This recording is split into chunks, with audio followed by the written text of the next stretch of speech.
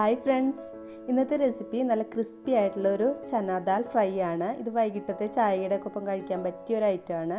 നല്ല ക്രിസ്പി ആയിട്ടുള്ളൊരു ചന ദാൽ ഫ്രൈ ആണിത്. അപ്പോൾ ഇതെങ്ങനെ റെഡിയാക്കി എടുക്കണമെന്ന് നമുക്ക് നോക്കാം.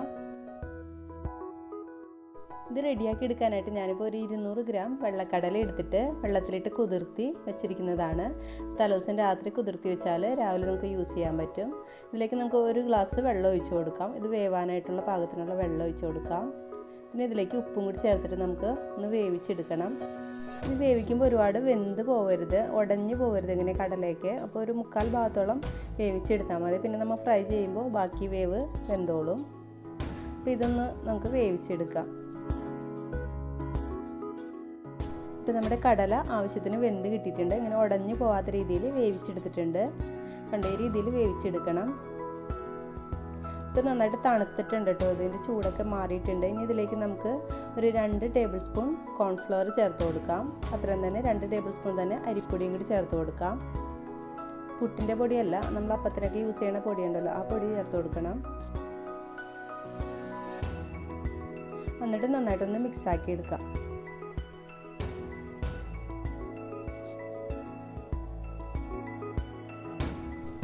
ഇപ്പോൾ ഇത് നന്നായിട്ട് മിക്സാക്കി എടുത്തിട്ടുണ്ട്. കണ്ടോ, ഈ രീതിയിൽ കോട്ട് ചെയ്തിട്ടിരിക്കണം. എന്നാലും നന്നായിട്ട് ക്രിസ്പി ആയിട്ട് നമുക്ക് വറുത്ത് കിട്ടുള്ളൂ.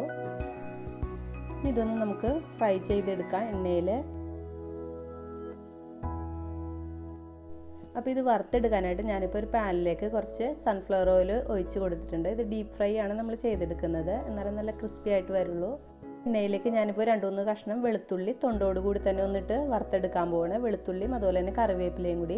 അപ്പം നല്ലൊരു ഫ്ലേവർ കിട്ടും ആ ഓയിലിന്. പിന്നെ ഈ കടല വറുത്തെടുക്കുമ്പോൾ ശ്രദ്ധിക്കേണ്ടത് തീ ഒരുപാട് കൂട്ടിയിടരുത്. തീ ഒരു മീഡിയം ഫ്ലെയിമിലിട്ടിട്ട് വേണം ഇത് വറുത്ത് കോരാനായിട്ട്. ഇപ്പോൾ എണ്ണ ചൂടാകുമ്പോൾ നമുക്കിതിലേക്ക് കോട്ട് ചെയ്ത് വെച്ചിരിക്കുന്ന നമ്മുടെ ചന ദാൽ ഇട്ട് കൊടുക്കാം. അപ്പോൾ ഇതുപോലത്തെ ഒരു അരിപ്പക്കയിൽ ഉണ്ടെങ്കിൽ സുഖമാണ്. ഇങ്ങനെ എടുത്തിട്ട് ഇങ്ങനെ തട്ടി കൊടുത്തു കഴിയുമ്പോൾ എക്സ്ട്രാ വരുന്ന പൊടിയൊക്കെ താഴോട്ട് പോയിക്കോളും. എന്നിട്ട് നമുക്ക് ഇതുപോലെ വിതറിയിട്ട് ഇട്ട് കൊടുക്കാം. അപ്പോൾ ഇത് ഇട്ട് കൊടുത്ത് അപ്പം തന്നെ ഇളക്കാനായിട്ട് പാടില്ല. അപ്പം തന്നെ ഇളക്കിക്കഴിഞ്ഞാൽ ഇതിൻ്റെ കോട്ടിങ്ങൊക്കെ ഇങ്ങനെ പുറത്തോട്ട് പോരും. അപ്പോൾ ഇടയ്ക്കിടയ്ക്ക് മാത്രം ഒന്ന് ഇളക്കി കൊടുത്താൽ മതി, ഒരുപാട് നേരം ഇളക്കരുത്. ഇത് ഇടയ്ക്കിടയ്ക്കൊന്ന് ഇളക്കി കൊടുത്തിട്ട് ഇതൊരു ലൈറ്റ് ഗോൾഡൻ കളറിൽ വറുത്ത് കോരാം.